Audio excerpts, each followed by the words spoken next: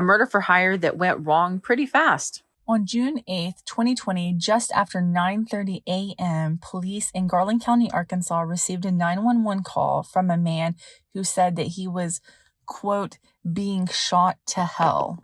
During the course of the call, the man identified himself as Larry, but he never gave a last name. So police actually looked up call records that had been made from that address prior to that day and were able to find that a man named Larry Johnson had called before. While the 911 dispatchers were trying to get more information from Larry, police were making their way to 360 Westinghouse Drive. While Larry Johnson was on the phone with the dispatcher, he did tell the dispatcher that the person who shot him was a black man, and the black man was there with Larry's wife, Martha Johnson.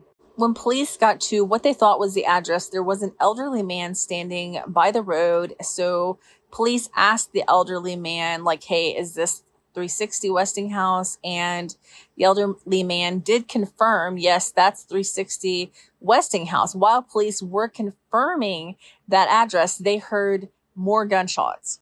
Police headed to where they thought the gunshot sound was coming from, and they happened to see a black male who was wearing black jeans and a black pullover who was walking up the driveway away from the area that they thought the gunshots were coming from.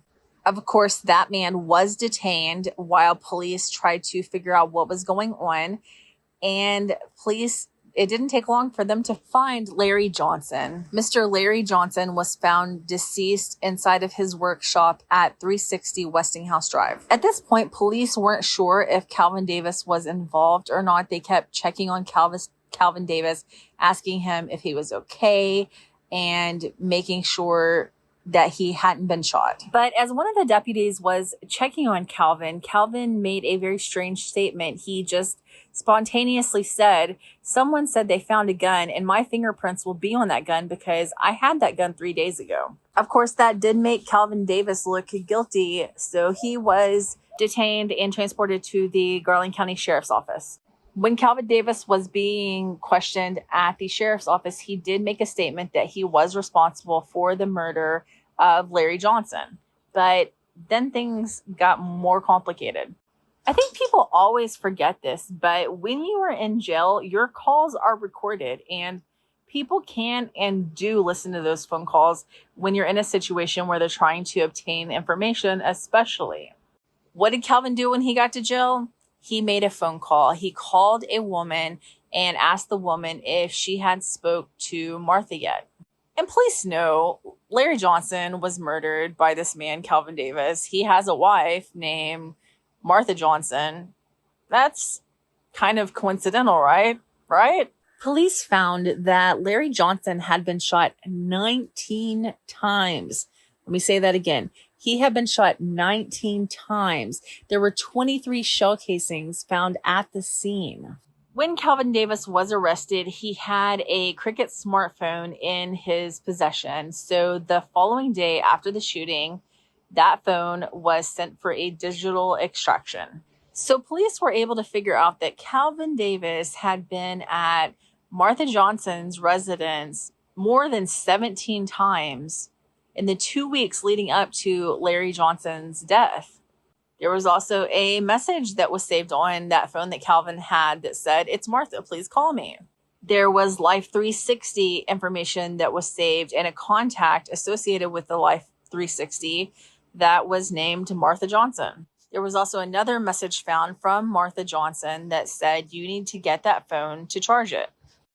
Eventually, Martha was questioned in the murder of Larry Johnson, and Martha said, yeah, Larry is my husband. We are in the middle of a divorce, and we don't even live together. But she did say that she had been at Larry Johnson's home on June the 8th, the day of the murder.